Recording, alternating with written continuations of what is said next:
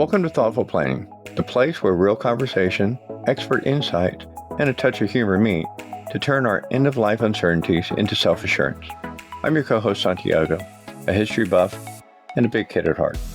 And I'm Honey, your guide through the intricate dance of planning with care and a whole lot of warmth. Every week, we're here to turn those intimidating "are we ready" moments into confident "everything is under control" moments. Today's journey is one you won't want to miss.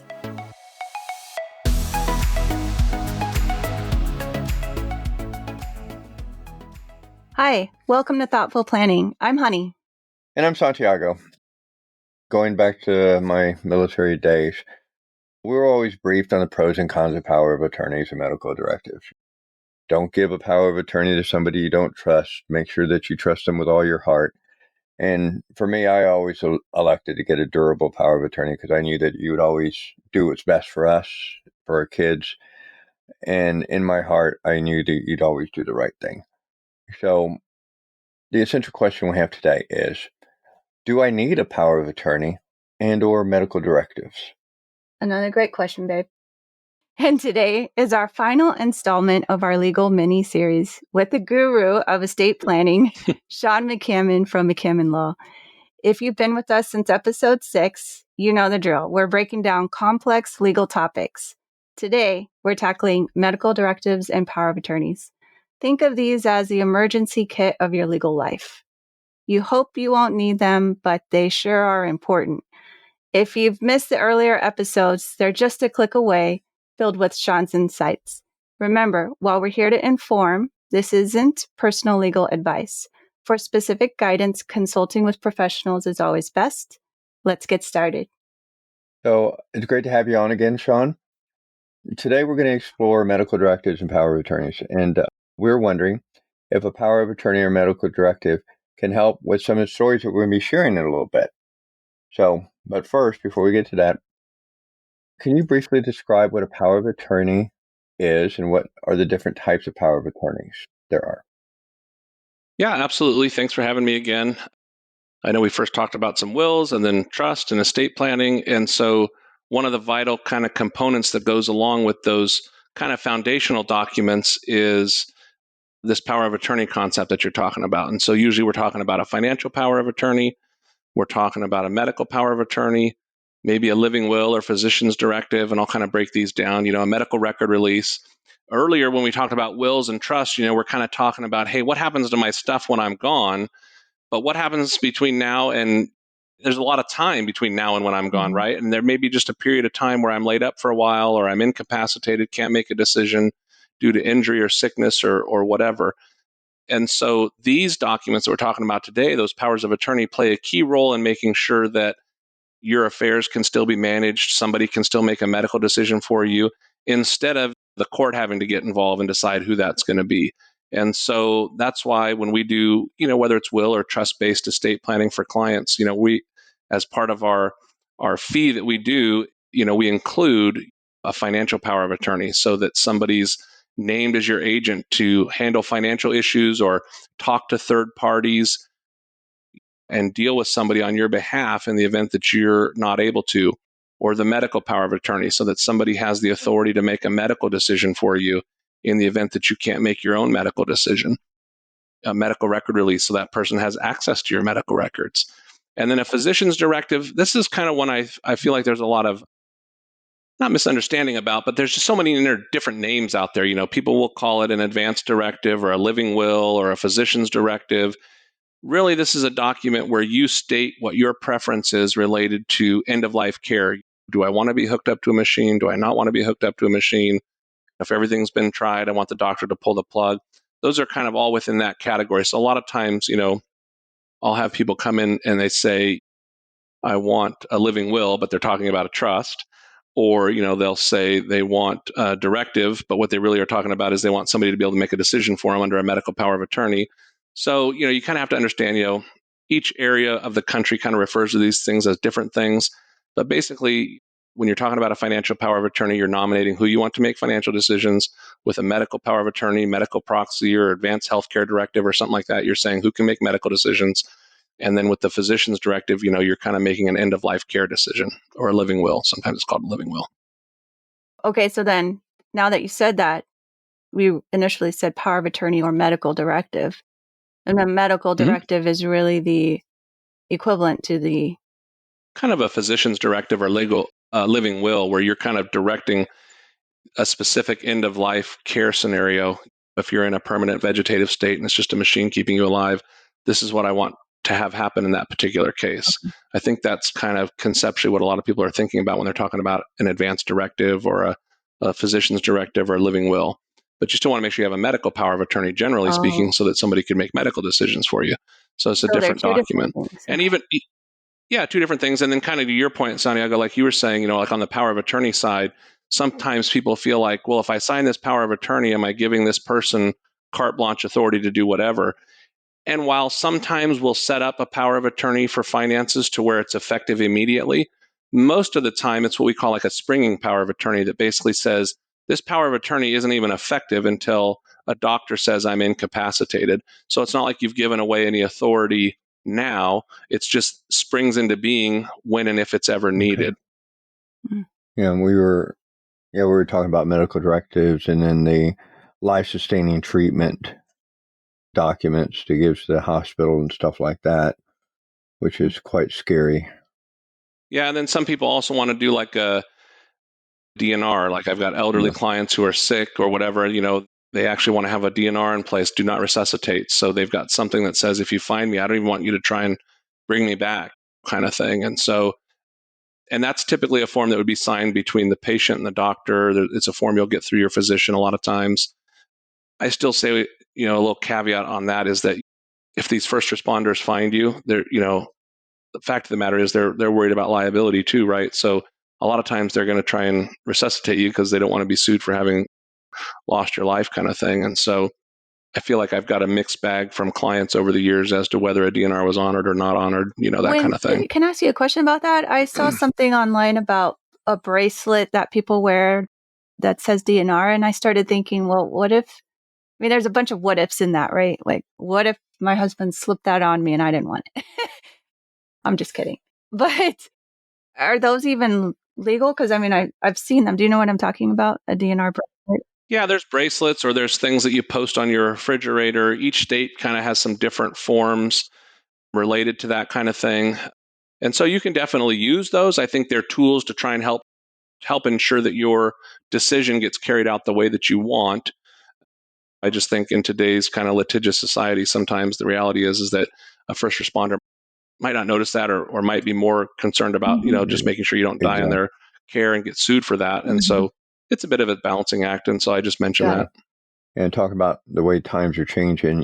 AI is becoming so prevalent with the pictures and voice copying stuff. So this is a situation from actually a close friend of ours. She's facing a challenge with her mother, who appears to be financially vulnerable due to an online relationship with Elon Musk. So she believes she's engaged to Mr. Musk, and she's making some very questionable financial decisions. She's missed mortgage payments. She's been selling her possessions so that she can get ready for the move, so she can get married. And apparently she's being influenced by a digital AI, and she's really concerned about her mother's financial security and well-being. So she's seeking advice on how she can legally intervene to protect her mother's assets, prevent potential financial exploitation, and then what legal venues can she actually take to make sure that her mother's taken care of in the long run. Yeah, so it's kind of a big question. There's kind of this continuum. No, that's okay. That's okay. So there's kind of this continuum from everybody's doing fine, making their own decisions, no problems, to on this end, we're going to actually get the court involved and I'm going to be nominated as this person's guardian or conservator and take away their rights. Okay. And so there's a lot that's kind of in between there. If you can just talk to the person and convince the person that this is a problem, then maybe you find some resolution. If that doesn't work, though, maybe there's some other things you need to do along that road where maybe you get them to set up a trust and you're a co-trustee with them. So like a child might be a co-trustee with a parent who's having trouble, so that a house can't be sold without both people signing off on it, or another spouse, future spouse, or somebody couldn't come in and take title to the property without both trustees signing off on that kind of thing, or being involved in some of the banking.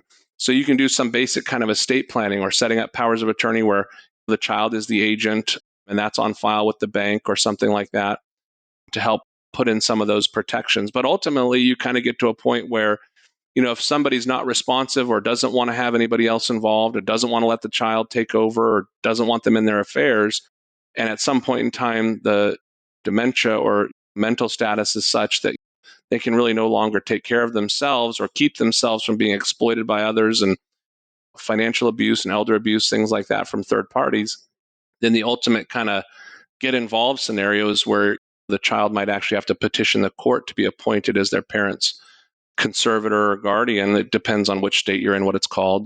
But you're basically the legal representative for your parent at that point in time, and nothing can be sold or moved without your control and authority.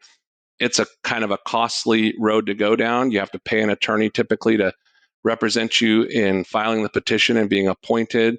You've got to report annually an account to the court to show the court that you're managing and handling everything properly for the beneficiary or, for the conservatee or as the case may be. But so there's, like I say, there's kind of that spectrum of tools that might be used, but it's going to kind of be dependent on where the parent in that scenario is at and whether they'll let the child get involved. A lot of times people I have come in, the parent realizes I'm slipping, I need help, and will get the kid into a position where they can help and they can help prevent some kind of abuse like that, financial abuse or something.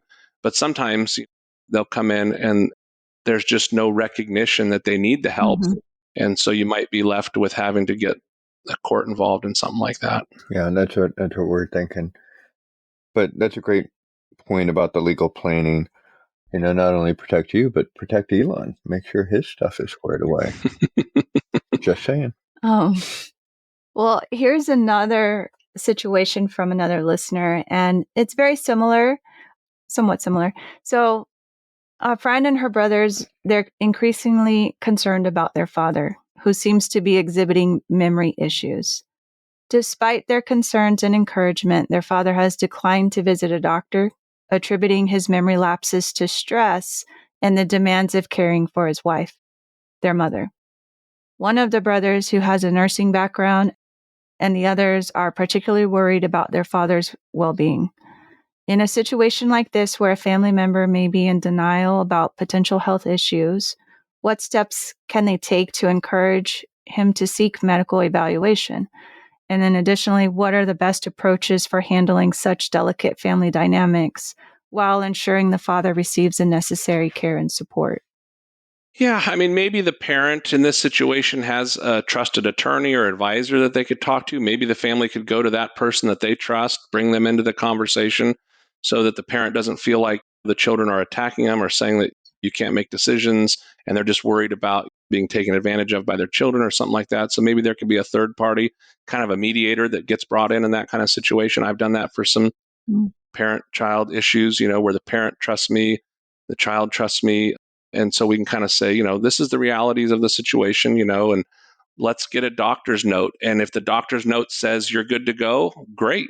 Then let's put that in our file and we know whatever decision you make, you're covered. Nobody's going to second guess it. But if the doctor says, yes, there's this mental issue that keeps you from having capacity, we should know that now so that we can protect you from people that would be wanting to take advantage of you or things like that. So sometimes we'll have those conversations. Certainly, getting some basic planning in place, like we're talking about, powers of attorney, medical directives, and things like that, so that as that slip might continue or get worse, you've got something in place that says you can talk to third parties, get information from third parties, whether that's medical record releases or a financial power of attorney. You can reach out to the institution and find out what's going on and at least keep tabs on things. And then ultimately, kind of like in our last scenario, at some point in time, if the parent is just totally unwilling to talk or cooperate, but that there's severe risk, you're going to have to convince the court of that too. The court's not just going to step in and say, okay, you're now the conservator of the parent and we're going to sever this legal relationship where the parent manages their own affairs. The court's going to require proof of that fact as well. And that's why I say it can be kind of a costly ordeal to go down that road. So I know there was a little bit of kind of what we had covered in the question before too in that, but I hope that kind of addresses some of the ideas, or maybe there's a senior resource center that would have resources or people to put them in touch with. Like I said, maybe like a third party kind of mediator, whether that's an attorney or an accountant or a friend or a financial advisor or another family member that the parent might trust to kind of get involved and bring some perspective to the parent in that situation. Yeah, and then, just the dynamics, like you said, of the family. Once you start saying something like, you're not worthy to make your own decisions about your own life. And I'm pretty sure they said they were worried about their dad, not. But it's how you perceive them coming after you. They're just concerned. Yeah, Yeah, it really depends on individual family dynamics. I mean, I know that a lot of parents, their kids will voice that and they take it to heart, but I don't know every family situation's right. And so sometimes the parent looks at that as a threat, and they see that as a threat to their autonomy and a threat to their assets, a threat to what they've worked hard for. And the defenses go up. And so, it depends, but I can't unwind 50 years of family dynamics. It's sort of like we got to try and meet them where they're at, offer for what kind of support we can. Ultimately, maybe the court has to get involved, but hopefully having some of this stuff all in place ahead of time can help alleviate a lot of this. You mean like have a plan? Yeah, exactly. So some thoughtful planning. Well, thank you for the plug. But yeah, I mean, if it weren't for you, we would not be here actually, because this got us to thinking about doing this. Shawn, if you could share something with our audience that you think everyone should know about a power of attorney or medical directive, what would it be? Mistakes or misconceptions, or just some good, friendly advice from the guru? Yeah, I think kind of to your point earlier, Santiago, when you were talking about, I don't want to sign a power of attorney because I don't want to give any autonomy or authority away. And to understand that these can be set up so that they're only effective when you're incapacitated, so that you're not giving away any authority now, but they're there when you need them, kind of thing. And so I think that's really kind of the main takeaway on these powers of attorney, but making sure that you have both a financial power of attorney and a medical power of attorney so that someone can maybe handle a financial issue or talk to other third parties, but also make a medical decision. And I think one thing to kind of remember too is that, especially on the medical context side, maybe you've got 3 or 4 kids or something like that to choose from as to who's going to be your agent. Maybe it might be best if it's somebody that's close by, that would be responding to an emergency, thinking of geography a little bit when you're setting up who the agents might be. Maybe you have a child that's in the nursing field or something might be well suited for the medical side, but you might have a CPA or financial advisor's son that might be good on the financial side, and thinking about what that might look like. So those are the kind of things I think I would tell people to kind of think about. But I think that kind of the basic documents are that financial power of attorney, medical power of attorney, making sure that it includes a medical record release. And then you've thought about whether you want any kind of physician's directive or living will to be a part of that as well. Cool. Okay, cool. All right. Well, thank you, Shawn, for guiding us through medical directives and power of attorneys. Your expertise has been incredibly helpful, and it's been a pleasure having you on our series, and we would love to have you back in the future if you'll have us. I'll keep an eye out. I'll keep an eye out for the email. There you go. Will you share with our audience the best way for them to connect with you? Yeah, I think just going to our website is probably the easiest thing. It's texas-estateplanning.com. That's texas-estateplanning.com. It's got our number, office address, plus there's some resources and articles, blogs and newsletters you can sign up for to kind of keep you updated on legal changes or things that are happening and things to be thinking about as you're doing your planning. Awesome. Thanks for having me. Cool. Well, it's been great. And I just want to circle back on one thing real quick before we get to the central question. I'm a teacher, so I always tell my kids when they're looking for college, it has to feel like home. You go out and you look for something that is right for you. And I think that when you're selecting an attorney, it's the same thing. You have to feel comfortable. And when Honey came back from that little lunch and learn, which she forgot my food from, she came back and said, you got to meet this guy. I want to work with him. And when I met you, it was the same way, hey, this is where we want to do our business. And it's got to be wherever you are, find that person, find your who, and work with that person and get this done. Have conversations, do everything you need to make sure that your will is done. Anyway, that sounded like An old right, anyway. Wait. It sounds like I better get Santiago a burger, and so he can let go of this bitterness. Right? Seriously. Well, also, though, the other thing that kind of drew me to you, Shawn, was your name, Shawn, and the way you spell it, just because that's my brother's His name. her brother's name. Oh, there you go. Anyhow, sorry. No, I mean, it was Good. just, I mean, we really felt at home and comfortable working with you. And I'm not just saying that because you're on our podcast. It's the truth. Mm-hmm. I appreciate it. And that's, like I said before, and I don't remember if it was this one or one of the other ones, but, I try and make it as friendly yet professional as possible, because a lot of people bring a lot of preconceived notions or issues into doing this kind of planning. It's hard enough to get it off the back burner and onto the front burner. And so I want to be as encouraging to keep that ball rolling forward as I can. And so that's kind of the approach I take with it. Our office is pretty friendly and casual, and you can always reach out and talk to us anytime. We try to be accessible and all that. So, yeah, appreciate you guys having me on, and glad we made the connection. And I'm sure I've got a little special email folder for Honey. So you're gonna have to take her on that automatic transfer to the. So our central question is: just kidding. Do I need a power of attorney or medical directive? So you have to answer that for yourself. But hopefully, we may have changed your mind or sent you down a different path than when we first started. All right. Until next time, remember, every chapter you write today shapes your legacy tomorrow. Thank you for joining us at Thoughtful Planning. And just like the vibrant hues of a setting sun, we're wrapping up another episode of Thoughtful Planning.